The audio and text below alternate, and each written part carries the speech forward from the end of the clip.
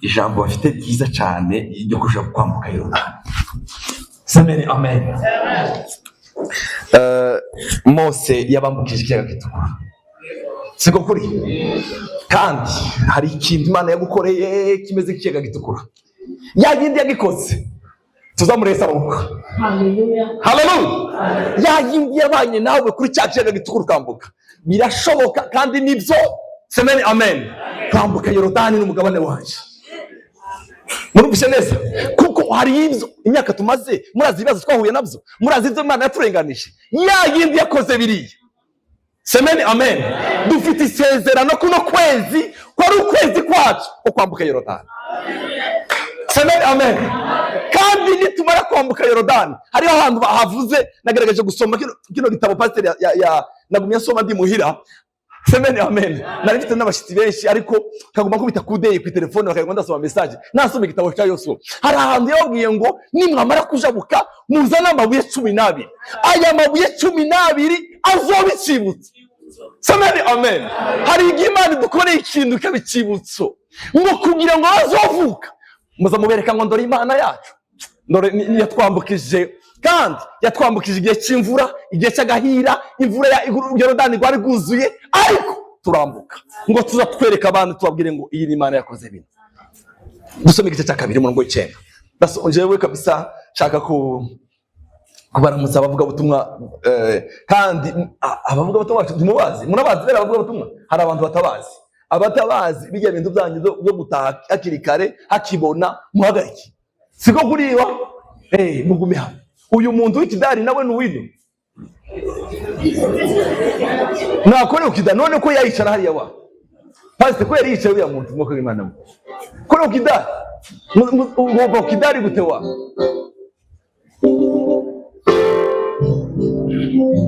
Dusome igice cya 2 umurongo w'9 twasome. Ati nzi yuko Uhoraho abahaye iki gihugu. Arababarira ati ndazi neza, mfite amakuru yo kwizera. Amen, amen. Uyu ni ndakubwira ariko yari Rahabu. Arababwira ngo ndazi, mfite amakuru y'impamo ko Imana igize gute, ibahaye kino gihugu. Kandi mwaduciye imvutu mbere bari mu gihugu bose bahiye coba kugira kubwanyu. Umwe gukurikira kuko twumvise Uhoraho yakamije ikiyaga gitukura imbere yayo, yego, muri Egiputa, kandi twumvise n'ibyo mwagiriye abami bombi b'Abamori hakurya ya Yorodani, Sihoni, mwagishije rwose. Umuntu gukurikira tubyumvise imitima yaciye ituvama, nta muntu n'umwe yaragisigaye umutima mu nda kubwanyu, kuko Uhoraho Imana yanyu ari Imana, ariyo Mana iri hejuru mu ijuru no hasi ku isi. Kuko Imana yanyu icara mama, kuko twumvise amakuru yayo. Twebwe abantu bari muri kino gihugu nta muntu n'umwe ugifite umutima, imitima yacu yatuvuyemo. Kubera iki? Kubera ibitangaza twumvise. Igitangaza cya mbere mwajabutse ikiyaga gitukura. Amen, amen. Ndagufitiye inkuru nziza uyu mugoroba. Haleluya. Ya Mana yakoze biriya izakora n'ibiriya, yakoze biriya izakora n'ibindi. Ibyo yakoze nibyo byari bikomeye cyane. Yakoze biriya izakora n'ibindi. Ibyo yakoze nibyo yakoze biriya izakora n'ibindi. Yakoze biriya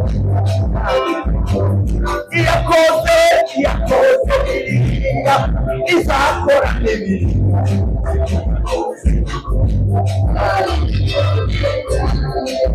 Yakoze biriya izakora n'ibindi. Yakoze biriya izakora n'ibindi. Haleluya! Imitima yacu yatuvuyemo. Ntabwo yatuvanishwe mu busa. Oya, twibutse Imana yabambukije ikiyaga gitukura. Icya kabiri, hariho abami babiri bari barabaye barubangirana. Sihoni umwami w'Abamori na Ogi. Twumvise amakuru yabo na Shami. Twumvise indo mwabagiriye. Twese igihugu cyose nta muntu ufite umutima ku bwanyu. Samani amen. Arahabu niwe wabanje guhanurira neza Abisiraheli. Arabahanurira ngo bumva amakuru. Baravuze ngo niko bimeze, niko bimeze. Ndabahisha. Ariko namwe munyibuke. Munyibuke mumbwire munsezeranye ko nimwa guko kwambuka iyo muzambuka. Imana yabambukije ikiyaga gitukura. Samani amen. Yorodani sizobananira. Oya, icya kabiri, nimba Sihoni umwami w'Abamori atakiriho, naho umwami w'Abashami atakiriho, mwadushitemo. Ariko kandi nanje nimunyemerere ko papa wanje na mama wanje muvuge ngene muzobagirira kuko naje nabahisha. Baramubwira ngo ufate igitambaro cya ruje uzoshira ku nzu yawe. Tuzamuresa amaboko bavandimwe. Haleluya! Yabifuje ngo Yesu abashoboze kwambuka Yorodani kuko yahindi yakoze biri. Amen, amen. Taho yagiye iracyari y'Imana, yarabivuze. Amen, amen. N'Imana izivuga bigasohora. Mu gatondo nababwiye ngo niyo izikora ibitangaza bize gute birenze ubwenge bwacu. Hari ibitangaza birenze ubwenge Yesu azakora. Hari ibitangaza abaganga bashaka kukubwira izabo, isi irashaka kukubwira izabo, barashaka kwita yawo mazina, ariko dufite Imana yacu. Haleluya! Imana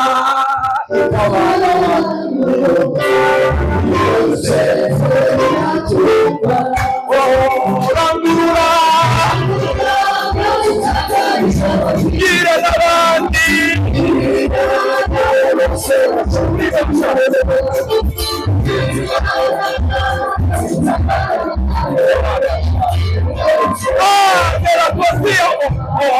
dufite Imana.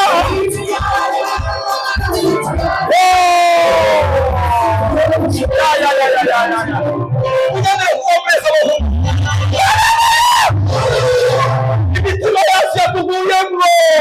Samari amen. Kuko Imana yanyu nirurangiranwa mu ijuru no mu isi. Imana yanyu nirurangiranwa. Imana yacu nirurangiranwa mu ijuru na hano dutuye. Twebwe ni ibiti biraho tuzadusenga ibiti n'ibintu biraho, ariko Imana yanyu nirurangiranwa mu ijuru ndetse n'aho. Iyo niyo Mana twize. Iyo niyo data, iyo niyo data,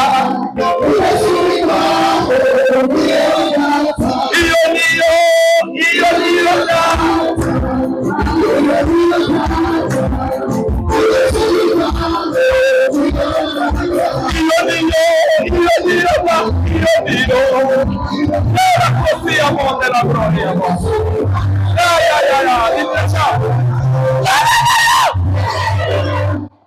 Nikowa ndarangije muze mwitegure. Igice cya gatanu mirongo icyenda. Igitabo cya Yosuwa 5:9. Dufite Imana ikomeye mu ijuru na hano mu isi. Mbwira ukwegereye ngo na hano mu isi irakomeye, nta yindi dufite papa. Rahabu yaravuze ngo Rahabu ni wavuze ngo cyangwa Imana yayo irakomeye mu ijuru na hano mu isi. Imana iyo niyo twizeye bavandimwe. Samari amen. Yanyindiye kamishikera gitukura. Haleluya! Amazi ya Yorodani sinzi ahantu pasiteri yadusomeye. Bareko batambuka gutyo amazi akigirayo. Siko kuri ngo barambuka akagira gute? Agahunga. Amazi agahunga. Iyo amazi yarahunze barambuka ikiyaga gitukura, barambuka Yorodani. Igice cya 5:9. So mu murongo wihuta mama kumve. Uhoraho abana Yosuwa ati uyu munsi mbakuyeko akakwengerwe. Mweke babwire aho bari bambutse Yorodani. Samari amen. Iyo abantu bambutse Yorodani tukugwa bakengerwe, turambuka umwambaro w'umubabaro, tukambuka umwambaro w'izishimo. Samari amen. Agake uyu munsi niza gute mbakuyeho agakengerwe. Abavandimwe, agakenge wari umaze ku imyaka myinshi ndakuze uyu munsi, uyu mugoroba. Zaburi yawe niba ukwegereza Imana ikuremere zaburi yawe. Imana yacu irakomeye mu ijuru, irakomeye mu ijuru no mu isi. Semeni amen. Ariko mbabwira kandi uratsuru ngo Rakeli amaze gukikira Yosefu muri Bibiliya ijambo ry'Imana. Rakeli yabayeho imyaka atabyara. Leya uwo bavukana arabyara abahungu bangahe? 6. Mukeba wiwe inshoreke zabo zirabyara.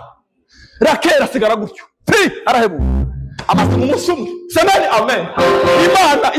Imana yo mu ijuru narasomye ijambo riravuga ngo ni Imana izikuraho igitutsi. Ubu munsi yakikiye Yosefu, akikiye Yosefu gutyo baravuga ngo wa Mana uri Imana izikuraho igitutsi. Dufite Imana izikuraho igitutsi, Imana yacu Imana yacu izikuraho igitutsi, izi kwambura umwambaro w'umubabaro. Imana ikomeye mu ijuru no mu isi, izikuraho imyanya n'ibihe. Hari igihe tubaho tubwira abandi dufite Imana izikuraho ibitutsi. Yavuze ngo agakengero mw'abakengereye ngize gute n'agatembagaje. Hariyo gutembagaza murumva neza. Gutembagaza ni uko wamutembagaza. Iyo hari igihe tuvukiye mu gakengerwe bene data mwebwe babwire n'abafite inkuru nziza. Hakurya ya Yorodani n'umugabane wawe tugomba kwambuka kuno kwezi kwa kabiri. Iri jambo rigomba kwambara umubiri muri gezo zabo n'abashitsi bariha. Haleluya! Dufite Imana izayibagiza umubabaro. Amen. Gasoma umurongo umwe nimara dusenge. Oh haleluya. Imana ibaheze umugisha abavandimwe. Niko abahungu bo kuri Pisima byakavesi muzi abantu ntibakazi. Abantu ntibakazi kandi mu gatondo nagacishijemo namabona barakicetse bano bakubari n'inza. Aka kavesi nibute batakazi aba bantu bahari wa. Kavuga ngo ineza itagira umupaka. Ineza na kuva kera ari umusore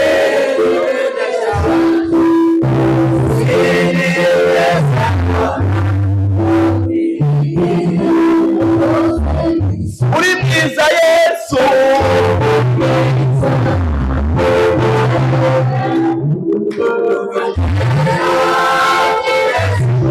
Imbere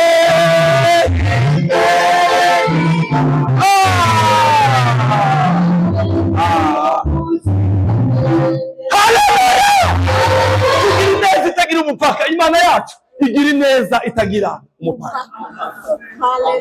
Ineza y'Imana igira umupaka. Abiwanyu bagorora barashaka kuzibira bakakubakira inani uburimbi bakakubakira amabeto, ariko dufite Yesu avamo gusa rwose kubera ineza itagira umupaka. Ineza itagira umupaka ingezeho biragute izingeraho gahinduka kaba sinde wawe kaba musha. Imana ibahezagira bavandimwe ndabifurije kwambuka Yorodani. Yavuze ngo ako gakenge ngo babakengereye timuzashobora kukabona ukundi. Nzogera gute? Nzogatembagaza. Ndangirize muri uyu murongo wa Zaburi. Haguruka ma Zaburi y'126 umurongo wa mbere n'uwa kabiri n'uwa gatatu. Nimara dusenge abapastori bacu batubwira ijambo ry'Imana. Umurongo mwiza wamfashije cyane hano bunyine. Hamwe uhoraho yagarukana abisi twari tumeze nk'abarota. Siko bavuga ma uyu wacu yemeye sukuta usoma iba ngusoma kandi usoma umunyarutsa. Hamwe uhoraho yagarukana abisi twari tumeze nk'abari ari nyaga aho kabari ko hari igihe Imana ikora igitangazo kugira ngo kurarota.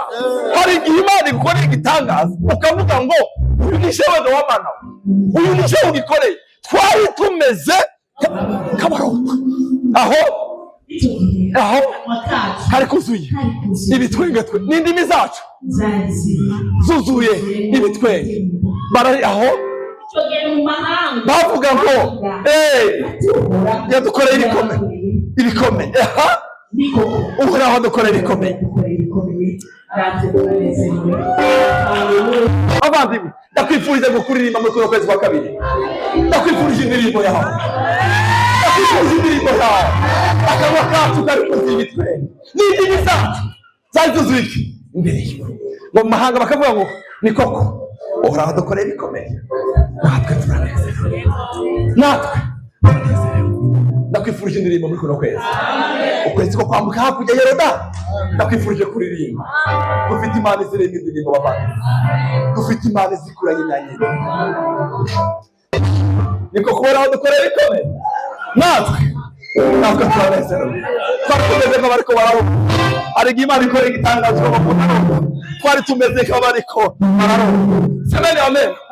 Mu mahanga. Semeni amen. Zaburi 136 wakababwira ngo nimuturirimbe indirimbo. Bakavuga ngo tuzoririmba gute? Turi Babiloni. Semeni amen. Ariko umunsi ngo bazimanuye. Ngo bariko barasona bariko bararoba amana. Haleluya! Twari tumeze nk'abariko bararoba. Ariko imana ikora igitangaza. Semeni amen. Gatondo nabahaye ubuhamya bw'umudamu sinababwiye. Yari amaze imyaka 10 n'amezi 7 atabyara. Ageze imbere y'umuganga, umuganga aramubwira ngo igipimo ushaka sinshobora kubikora, ndabaje gupima ku fisini. Aramubwira ngo twara imyaka 10 n'amezi 7 zararangiye nta mwana. Arababwira ngo mu kiganganizi igipimo ushaka gukorera sinogikora, tazi neza ko ufite inda cyangwa ndabifite. Wamupimye asanga arayifite. Baramubwira ngo madame we nasanze ufite inda.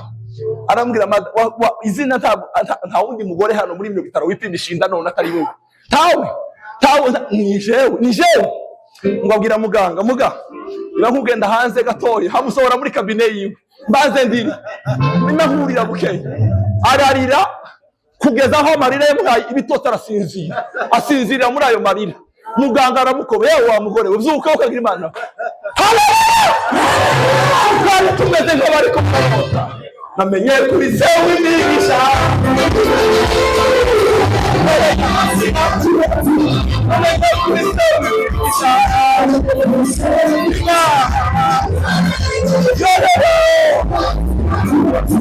Namenye kuri sewe imigisha. Haleluya!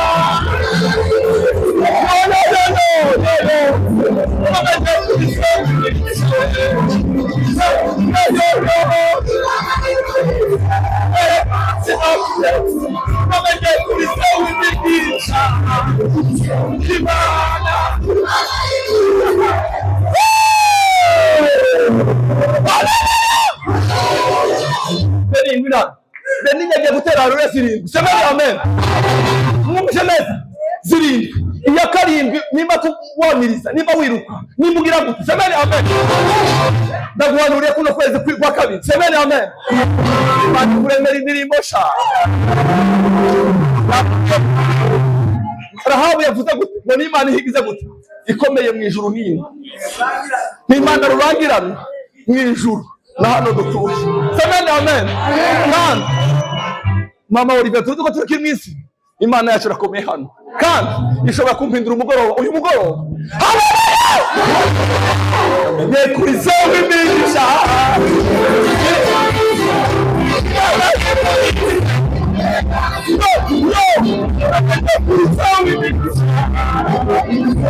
Yo!